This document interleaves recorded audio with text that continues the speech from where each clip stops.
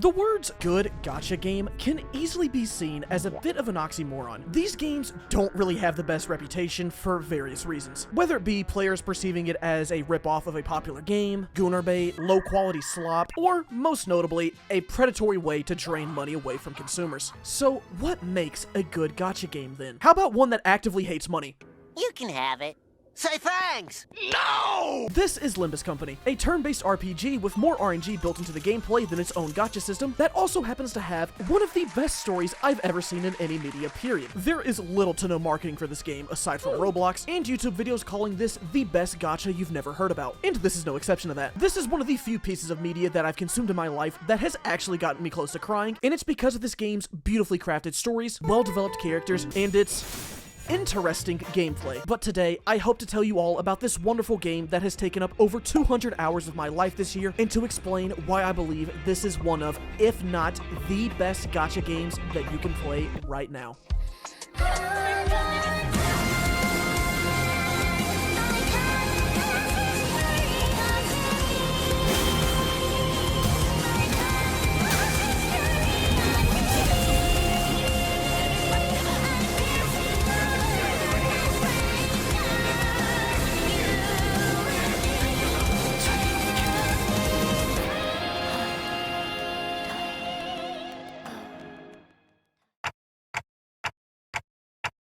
Limbus Company begins with a clock person getting attacked by the lion, only for said lion to then get hit by a wild bus. Ever since the fire trucks came out, this type of violence has been much more common. This clock person is Dante, the main protagonist of the game, who is currently having amnesia, and you know that makes sense because their head got surgically replaced with a clock. I am just going to say this right now. Dante is the best protagonist out of any gacha game, period, and by far the drippiest. Now, I am not the biggest fan of amnesia tropes and narratives. It is way overdone in my opinion, especially for gachas. However, this is one of the few exceptions that not only does it well, but fucking excels at it. And I'll be honest, I don't like too many gacha MCs, so when I'm given the role of some epic character who's done a lot of things in the past, but they have amnesia now, or someone that is universally loved and is amazing at everything, my thoughts are just, oh, okay.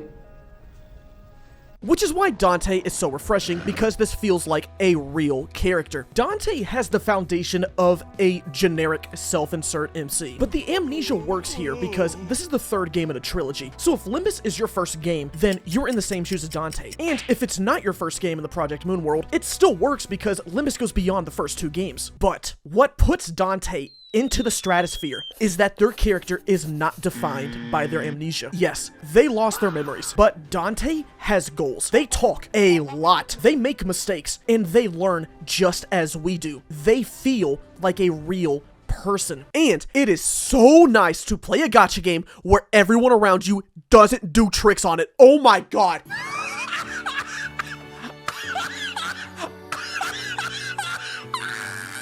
You don't have a harem in this game. These people are not your friends to start out with, and you do not have a singular traveling companion to tell you everything. You have 12 employees that just see you as a boss. You get one meat writer, one, and she only acts like this once she finds out you're the boss. If your title was literally anything different, she would not give a fuck about you. The cast of Limbus Company is such a breath of fresh air. These characters are all unique and have their own personalities and identities. Project Moon fans are loving that joke right now. These are the 12 sinners, and they are what make Limbus Company Limbus Company. But we'll talk more about them in a minute because right now they are here to fight for us. But just because they'll fight for us, that doesn't mean they'll win. Yes, as we are on the brink of death, our 12 heroes jumped out of the bus just so they could also get their asses kicked. However, what makes this cast of characters special is that they are linked to us. Dante is the ultimate empath. We can wind our clock back and feel that pain too. How far does this pain go, you might be wondering? Well, it extends to death. Now, one would think that upon seeing a power like this, most people would be more considerate and more careful around their surroundings, so as to not hurt the one person capable of defying nature. Well, this is how our cast reacts. Well, these claws ain't for just attracting mates. Bring it on, old man! Bring it on! Wait! I know tensions are high. Take These creatures represent all different sides of the autism spectrum and are based on important figures surrounding literature. We've got Yisang, a depressed nerd who likes to spam his vocal stem. Does anyone know someone who can help us? Anybody? Anybody at all? I know someone who can help. If you say 이상 you're fired.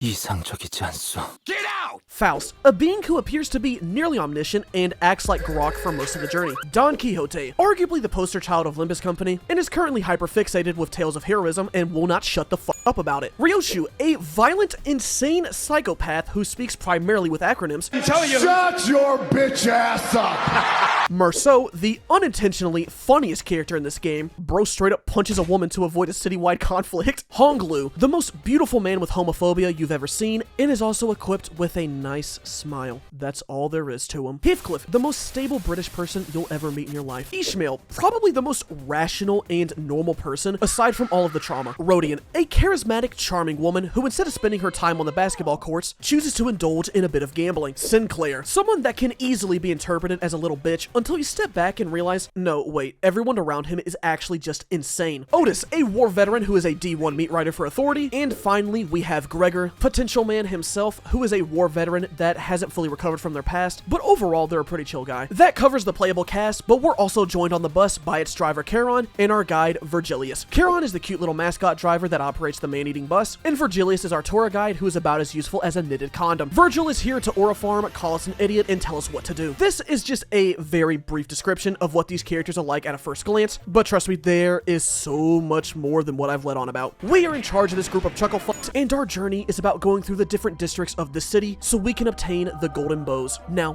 what is a golden bow, you might ask? Well, they are branches. That's what we call stems growing from the trunk of a tree. These ones happen to have a golden glow to them. You think I'm being a smartass by saying this when all I'm doing is quoting Virgilius? I told you these people do not fuck with you like that. Hope you don't mind if a white boy speaks a little Italian, but this game's story is divided into cantos. Each canto has two narrative purposes. The first being to find and obtain the golden bows, since the higher-ups at Limbus Company want them for some undisclosed reason. The other purpose being to develop the sinners and learn about their stories. This right here. This is what makes the game so incredible. These characters are more than just an excuse to grab monies from consumers, and this is what separates Limbus Company from other gachas. When gachas design characters, it can very clearly feel like they made certain units with only one goal in mind. But in Limbus Company, you are stuck with these 12 characters for the entire journey. All 12 of them are with you, and each of them have their own stories to go through independent of just finding a cool stick. These stories are dark. They talk about some pretty mature themes. War trauma, overcoming your past, nihilism, coming to terms with reality, and so much more. There is a reason why this game is rated M. Just look at what shows up on the loading screen. This looks like a Twitter user's D&I list. These characters have seen some shit, and learning about them and what makes them who they are is one of the biggest appeals to this game. These don't feel like characters designed for a video game to make money. These feel like characters written for a story. Yes, they are using the visual novel format to convey the narrative, so you get situations where the writing is really intense and emotional,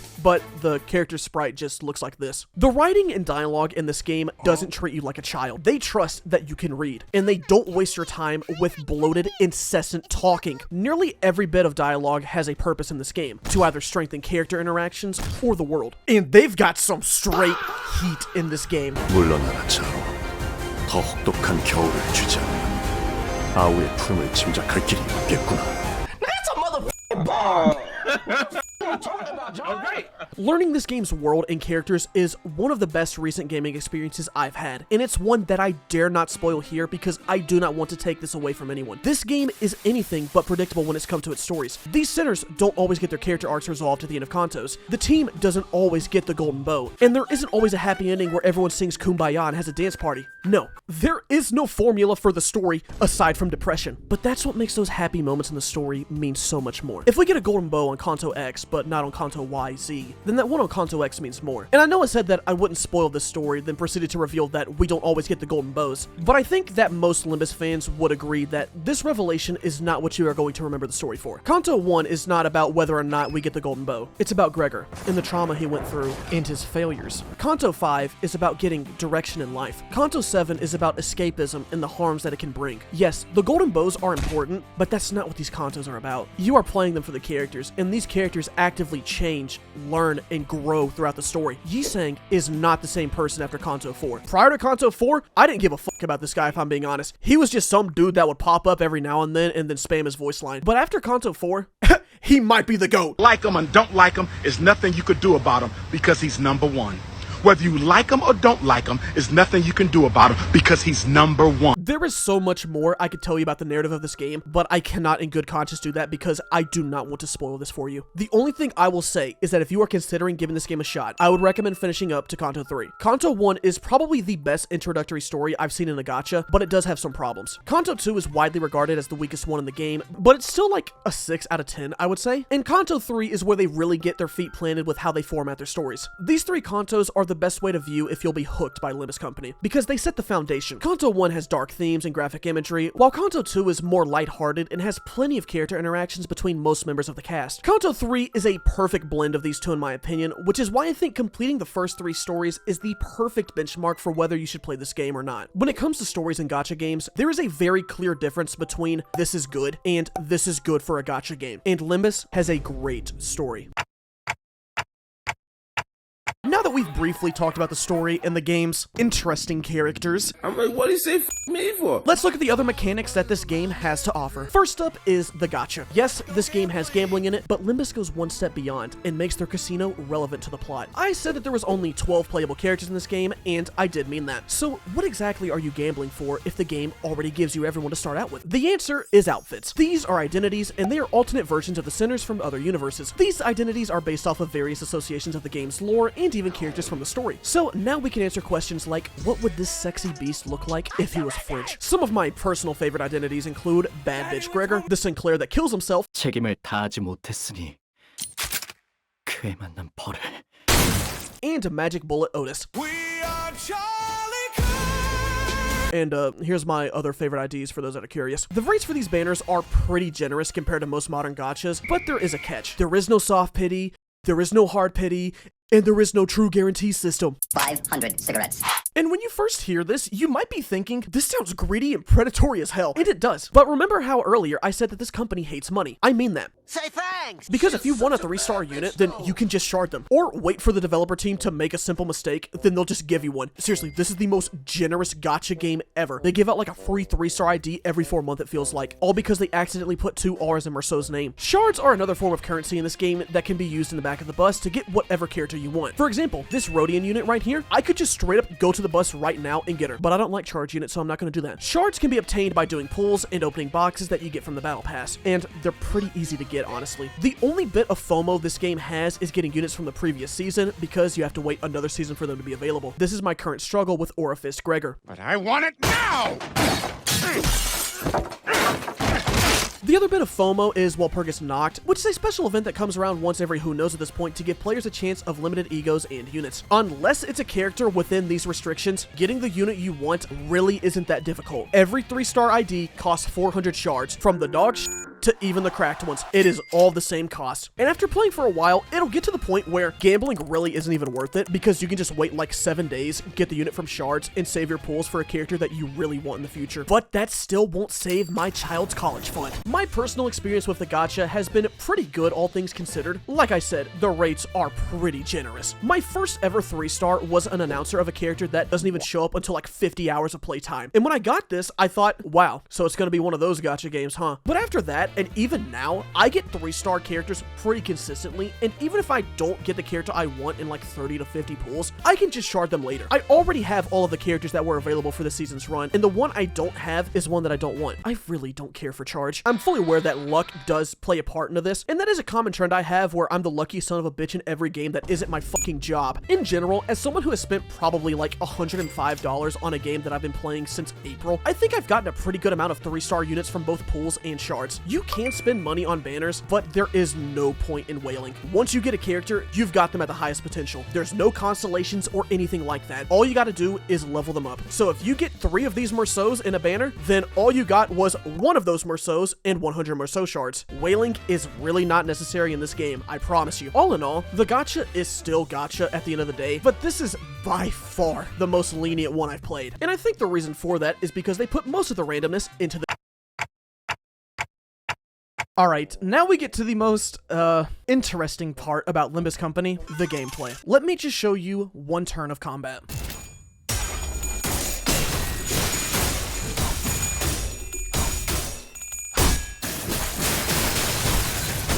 Yes, it seems like a lot, but let me break it down for you.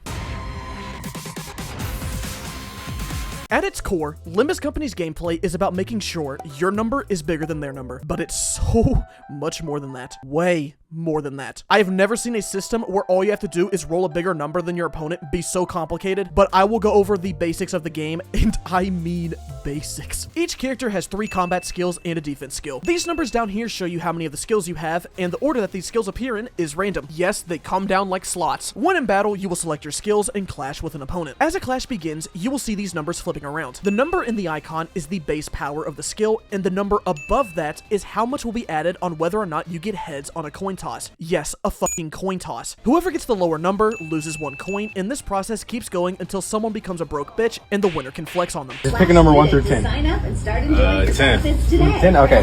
So I'm gonna flex on you 10 times. 1, 2. If you win the clash, you gain sanity, which is this circle over here. Your sanity is what gets added or subtracted to 50 and affects your odds of the coin toss. Everyone has a base sanity value of 0, but as you win a clash and defeat enemies, this number can increase up to 45, but if your allies die or you lose clashes, it can also decrease to values of -45. So either way, your chance of hitting heads or tails is never fully 100%, and trust me, you will definitely notice that. Okay. When you pick your attacks, you might spot some text that appears next to them. Hopeless, struggling, neutral, favored, and dominating. These tell you about your chances of winning said clash, but don't always believe them. I will never forget this one fight I had in Kanto 8, where my 45 SP Faust got tails on a coin flip, while the boss with -20 SP got heads on all 5 coin flips, and nuked my whole team with 1 attack. In the event that your clashes are not favored or dominating, you can choose to use an ego if you have the proper amount of sin resources. Each attack has an affinity associated with them based on the 7 sins: wrath, lust, sloth, pride, envy, gluttony, and gloom. Yes, greed isn't here. I guess gluttony's fat ass ate it, then got sad, so now we have depression. I'm such a fat fucking chud. But most newer players will just refer to them as their colors, since that's easy to remember. But don't worry, because as you play longer, these sins will become intertwined with said colors, and you'll become the coolest kid in kindergarten. Alright class, what color is this? Blue! Fools.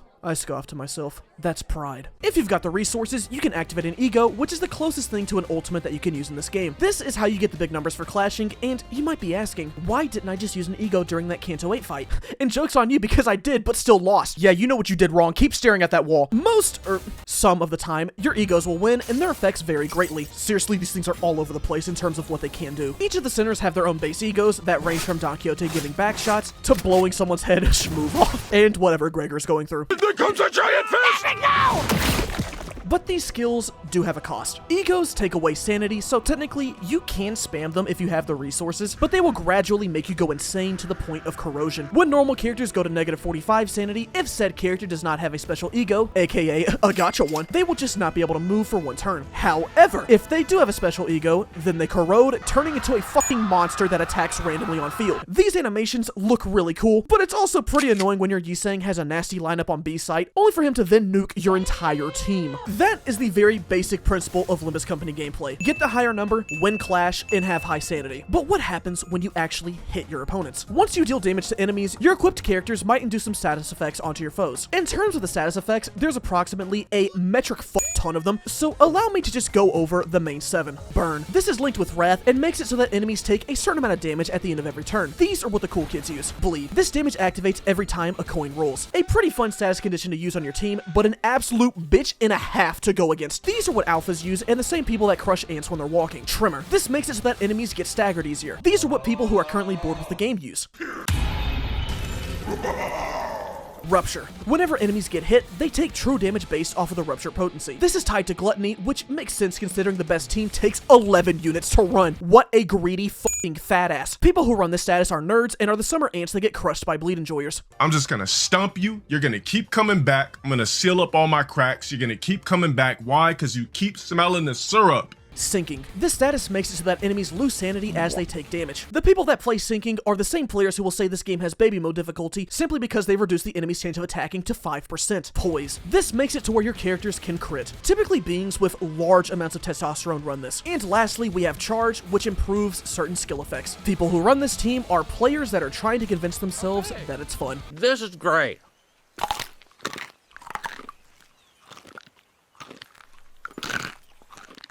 Granted, it takes some time to chew. Team building is what makes the gameplay so addictive in my opinion. Assembling a team of quirky IDs and finding out which ones work best together based off of their descriptions or team building sites is one of the most satisfying things you can do in this game. Especially when you enter the in-game mode and see your numbers stack up to 99 and watch as enemies just explode. And honestly, just in general, the game is at its most fun when you think. Coming up with a team, finding strategies to use against bosses and their mechanics is what makes this gameplay interesting, and it works really well in that aspect. When you start from nothing every fight and watch as your team slowly builds up as the battle progresses, you're getting bigger damage numbers, more heads on coin tosses, more status effects proccing. You can literally feel the tide shifting in the battle, and it's so satisfying. And I haven't even talked about the sound design to go along with the combat. Oh my god.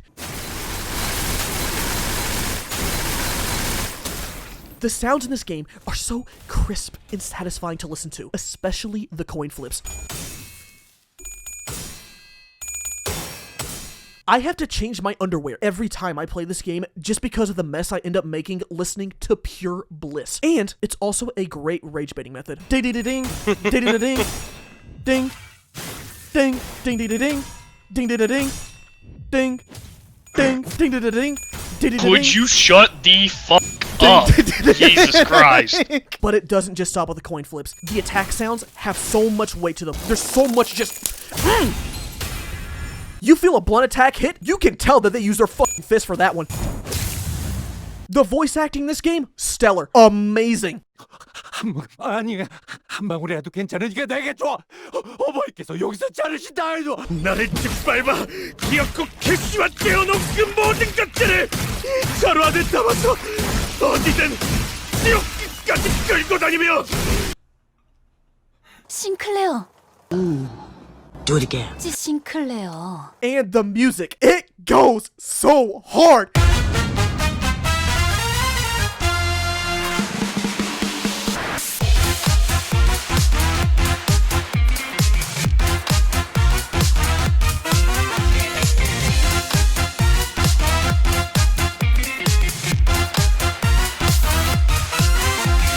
And that's just the background music. I haven't even talked about the music that the band Millie has made for this whole franchise, going back to Library of Ruin. It's been banger after banger after banger, bar after bar. They do not miss.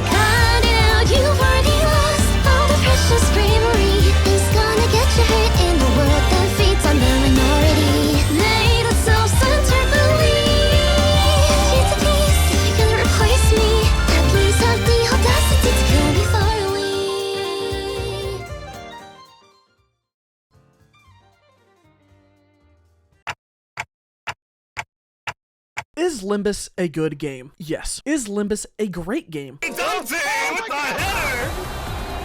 Yes. Is Limbus perfect? Fuck no. This game does a lot well, but there are some criticisms that I would like to point out. Wacky Dog is about to get serious for a second. The first criticism I want to address is the gameplay. You want to know one of the reasons why people don't really talk about Limbus? Well, aside from the absent marketing, this is probably one of the biggest reasons. Yes, I do like certain parts of the combat, and like I said, when the game encourages you to think, it is pretty fun and engaging, having to pay attention to the boss's abilities and reading their descriptions rather than just making sure your number is bigger. But at the end of the day, that is mainly what matters. One of the biggest memes in the Limbus community is this little button over here called win rate. Win rate is basically auto battle. It selects your best skills that have the highest chances of winning a clash. Win rate is what most of your combat experience is going to look like, unfortunately. And I say unfortunately because I enjoy having to think and strategize in this game, but there's not many opportunities that warrant that unless you're fighting a major boss. Seriously, most people say that win rate can only get you to the end of Kanto 4, but that wasn't the case for me. I was able to just use win rate until like Kanto 5.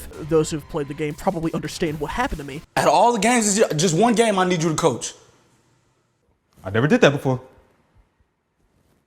But, I mean, I could try. One time, come up with say it with me, a play.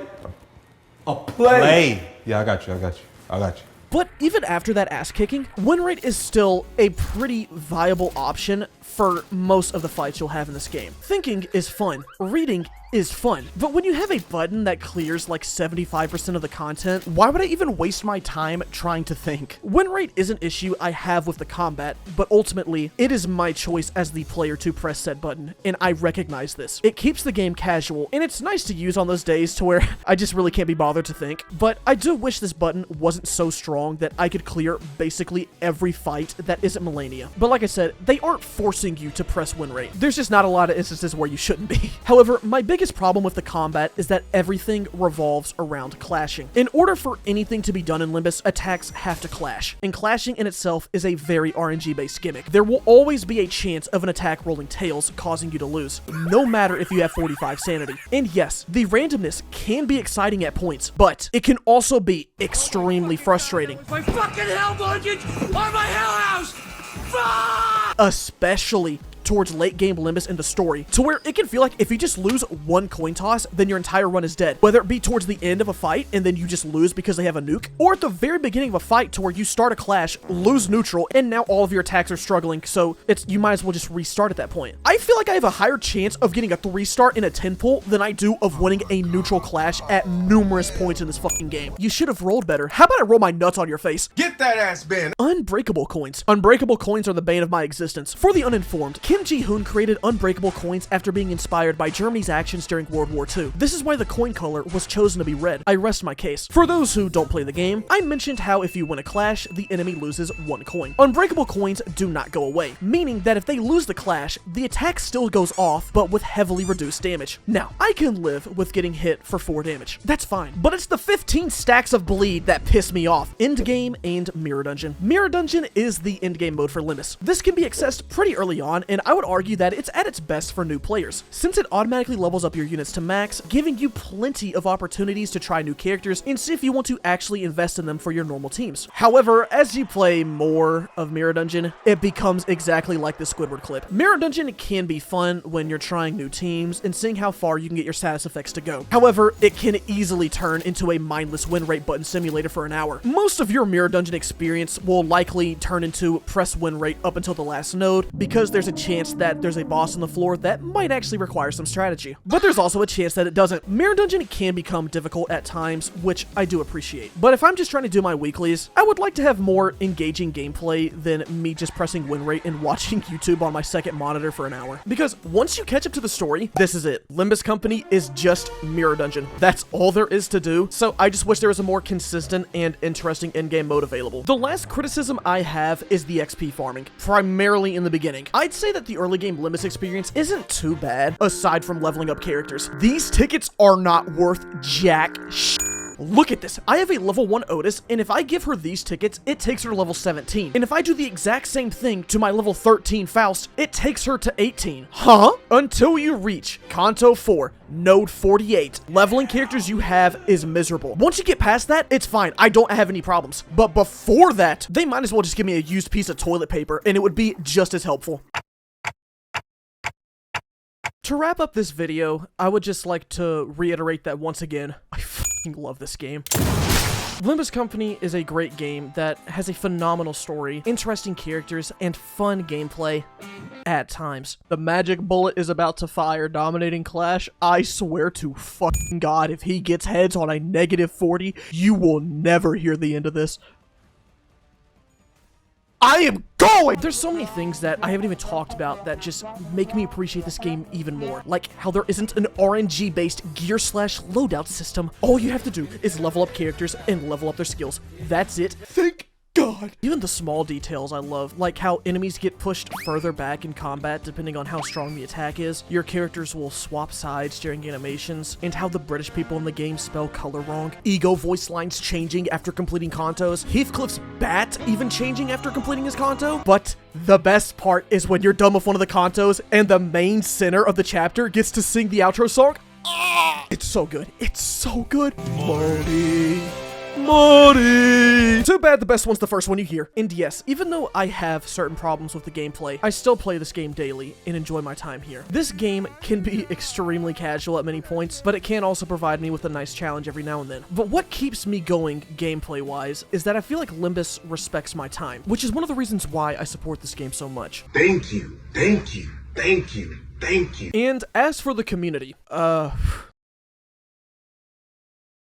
I was the leader of a very influential group. You mean the cult? You could call it a cult, but I'd say it was more of a movement. The PM community is definitely passionate, to say the least. I mentioned how there's basically no advertisement for this game, and that statement is mostly true until you meet a Project Moon fan, because they won't shut the fuck up about it. Beach volleyball. This fandom is the second generation of JoJo fans, and I mean that in many different ways. From the brain rot to everyone claiming that insert thing is a Project Moon reference, and their media literacy skills. God forbid you're a literature teacher and have a Limbus fan in your classroom. But jokes aside, it is nice to see how dedicated these fans are to not only Limbus, but the series in general. It is a charming energy that I've spectated from the outside. Yes, I see you, sleeper agents. This game's popularity is primarily contributed to word of mouth, but what's so interesting about this game's community, to me at least, is that everyone has a story for how they got into it. Son, you know, once you start, there's no going back. I don't think I've ever met someone who just stumbled upon Limbus on the Steam or App Store. It's either they were a Project Moon fan, they saw a video or meme about the game, a friend told them about it, Roblox, or another method. I only found out about this game because of art I saw on Twitter. I saw the words Don Quixote underneath a drawing and said, huh, I recognize that name from a question on an AP US test I took. She looks cute. Then I was bored one day and downloaded the game. Limbus Company means a lot to me, and I've wanted to make a video on this game since June of this year. I even ended up making a whole separate gameplay montage for this game just because of how excited I was to edit this video. There is a lot to talk about with Limbus Company, and I would love to discuss the story, shocking reveals, and incredible boss fights, but I can't in good faith do that to you viewers who might want to give this game a try, because if I spoil this for you, I would feel terrible for robbing you of such a great experience, and this game has given me plenty of those, so I hope that it can do the same for you. This is Limbus Company, one of the best gacha games on the market right now, and one that you should definitely consider playing. Until you lose another dominating clash, fuck this game!